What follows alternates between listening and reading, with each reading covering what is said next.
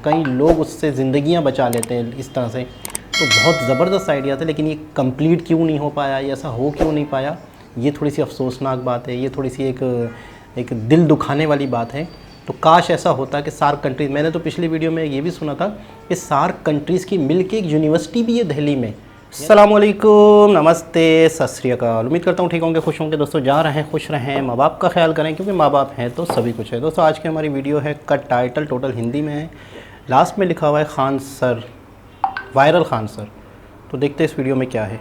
Sir बहुत सारे लोग कहेंगे इसरो में इतना पैसा क्यों खर्चा हो रहा है। जब हमारा इसरो डेवलप नहीं था, हजारों लोग मरते थे। हम लोग जब एडवाइजरी जारी किए थे, कराची वाला साइड हो गया था। जब आपका टेक्नोलॉजी अच्छा रहता है ना, विपर्जय मुख्य रूप से गुजरात याद रखे। विपर्जय की पहले संभावना थी महाराष्ट्र, लेकिन वो जैसे जैसे आगे बढ़ता है दिशा बदल देता है। और गुजरात में तो भयंकर तबाही मचाया था, बहुत लंबा तबाही मचाता है, खास करके सब तटीय क्षेत्र में तबाही मचाते हैं। देखिए जब आपका टेक्नोलॉजी अच्छा रहता है ना, जैसे बहुत सारे लोग कहेंगे इसरो में इतना पैसा क्यों खर्चा हो रहा है, तो अगर इसरो नहीं रहती ना तो कितना लोग दह गया रहता। जब हमारा इसरो डेवलप नहीं था तो उड़ीसा में जब भी चक्रवात आती थी तो हजारों लोग मरते थे, लाखों की संख्या में प्रभावित होते थे। जैसे सैटेलाइट और साइंस इतना आगे चला गया कि एक हफ्ता पहले ही बता देता है कि ये चक्रवात आ रहा है, कहां पर टकराएगा, कितना दिन प्रभाव रहेगा।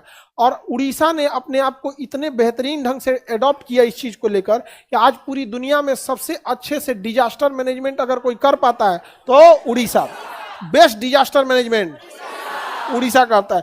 1 घंटे के अंदर अंदर वहां जनजीवन फिर अपने जगह पे आ जाता है। सबको पता रहता है, बिजली विभाग को अपना पिलास पेचकस टेस्टर लेके रेडी रहता है, कहाँ का खंभा टूटल है। सड़क डिपार्टमेंट वाला अपना जेसीबी लेके रेडी है यहाँ पर।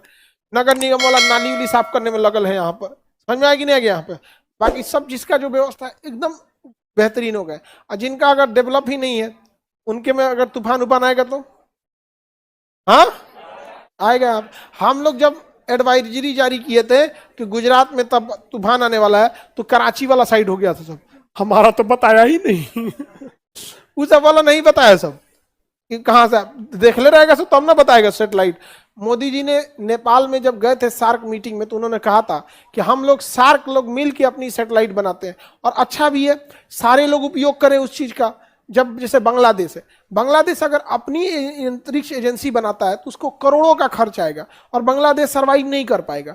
तो बेटर है कि सारे लोग मिलके, जहां आपको 100 रुपया खर्च आ रहा है, आप इसरो को दे दीजिए 10 रुपया, आपको सर्विस दे देगा कि नहीं दे देगा। श्रीलंका, मालदीव, पाकिस्तान, अफगानिस्तान, नेपाल, भूटान, म्यांमार, ये सब छोटका छोटका जो देश है ये दे दे अपने यहाँ पे।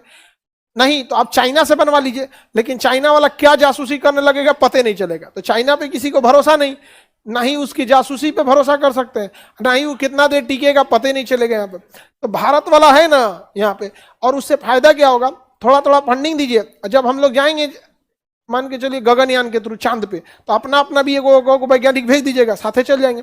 जैसे राकेश शर्मा गए थे तो सोवियत संघ के मिशन पे गए थे, हम लोग उसके साथ फंडिंग किए थे, एसोसिएटेड थे रूस के साथ, तो ना हमारे साथ वो भी चले गए थे। इवन इसरो का पहला सैटेलाइट जो था आर्यभट्ट, वो हम लोग लॉन्च ही नहीं कर पाए थे, रॉकेट ही नहीं था, रूस को दिए थे कि हमारा रॉकेट बनेले तो नहीं फेंकवा दीजिएगा छोड़वा दीजिएगा ऊपर, अरे वही फेंकवा दीजिएगा। कहां फेंकवाना था वहां पे। तो हमारे देश में ऐसे नहीं सन तो बैल भरल है सब, पाकिस्तान को लगता है कि जासूसी कर लेंगे। अरे भाई तुम्हें लगता है बेवकूफ कहीं का, हम लोग कर रहे हैं जासूसी उस गधा को लगता है कि अभी हम लोग जासूसी कर रहे हैं, हम लोग का सैटेलाइट उस पर एकदम फोकस्ड है। अब नेपाल वगैरह को भी समझाएंगे लोग, तो ये सबको लगता है कि ना नहीं हम लोग को नहीं करना चाहिए। पड़ोसियों अलग टाइप का रहता है सर। आप ही लोग बताइए, आपका भी आपके पड़ोसियों से टेंशन रहता है कि नहीं रहता? बिना मतलब बकलोलवा सब टेंशन में रहता है सब, नहीं समझ में आया। हम लोग के में भी कुछ कुछ था सब खखोरन सब, नहीं समझ आया। कुछ कुछ बहुत अच्छे थे लोग, तो जो अच्छे थे हम लोग आज भी उनसे अच्छा से व्यवहार करते हैं, और जो खखोरन थे तो उन सबको देख के आदमी घूम जाता है, तो कहता है कि घमंडी हो गए। अरे पीछे देखो ना तुम क्या किए थे, नहीं समझे, पुराना वक्त देखो। तो पाकिस्तान को भी सोचना चाहिए, अच्छा सहयोग करेगा तो कभी कभी हम लोग उसको इसरो में घुमाने ले आएंगे, शर्म के मारे तो अपना साइंटिस्ट चालू करेगा। यार ये बहुत ज़बरदस्त आइडिया था, बहुत ज़बरदस्त चीज़ थी, लेकिन आसपास वाले देश जो जो आस जी जनाब, यार ये बहुत ज़बरदस्त आइडिया था, बहुत ही ज़बरदस्त। लेकिन आसपास वाले देश जो है वो यानी कि इस चीज़ को समझते। अगर एक देश एक सैटेलाइट नहीं बना सकता, जाहिर सी बात है ये बहुत ज़्यादा कॉस्टली होता है, बहुत ज़्यादा एक्सपेंसिव होता है।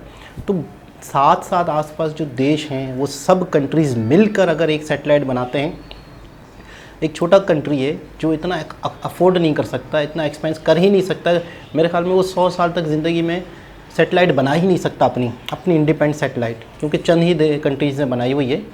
तो अगर 5 से 7 कंट्रीज सार्क के 7 कंट्रीज़ मिलकर अगर सैटेलाइट बनाते तो जाहिर सी बात है उसका हर कंट्री को फ़ायदा होता। कहीं पे कोई भूकंप आ रहा है, कहीं पे कोई ज़लज़ला आ रहा है, कहीं पे कोई आंधी तूफ़ान आ रहा है, कहीं का कौन सा मौसम है, फिर नेविक मैप के लिए ज़रूरत पड़ती है। इंडिया ने अपना नेविक सिस्टम अपना बना लिया, अपनी सैटेलाइट बना ली, अपना सब कुछ बना लिया, और दूसरे कंट्रीज़ जो है वो शायद डर रहे होंगे कि यार हमारे यहाँ पे जासूसी होगी इसके ज़रिए से, तो वो तो वैसे भी कर सकता है। वो जब सैटेलाइट जिसका अपना है तो आसपास वाले कंट्रीज़ पे नज़र रख सकता है। वो उनकी उसे इजाज़त थोड़ी चाहिए। तो ये है कि मैं तो मतलब है कि वाकई बहुत ज़बरदस्त चीज़ थी, बहुत ज़बरदस्त है। सबको लेके चलना, सबको मिल के अब एक कामयाब चीज़ें बनाना, यानी कि जब आप आंधी और तूफ़ान आ रहा है, कोई भूकंप आ रहा है, कोई चीज़ें ऐसी हो रही हैं, तो आप फ़ौरन ही उस कंट्री को इत्तला मिल जाती है, तो वो कई हज़ारों लोगों की जानें बच जाती हैं, कई लोग उससे ज़िंदगियाँ बचा लेते हैं इस तरह से। तो बहुत ज़बरदस्त आइडिया था, लेकिन ये कंप्लीट क्यों नहीं हो पाया, ये ऐसा हो क्यों नहीं पाया, ये थोड़ी सी अफसोसनाक बात है, ये थोड़ी सी एक दिल दुखाने वाली बात है। तो काश ऐसा होता कि सार्क कंट्रीज़, मैंने तो पिछली वीडियो में ये भी सुना था कि सार्क कंट्रीज़ की मिल के एक यूनिवर्सिटी भी है दिल्ली में, यानी पूरे इंडिया, पाकिस्तान, श्रीलंका, बांग्लादेश से लोग जाते हैं, वहाँ पे पढ़ते हैं, और उसका सारी फंडिंग जो होते हैं वो सार्क कंट्रीज़ मिल के अदा करते हैं।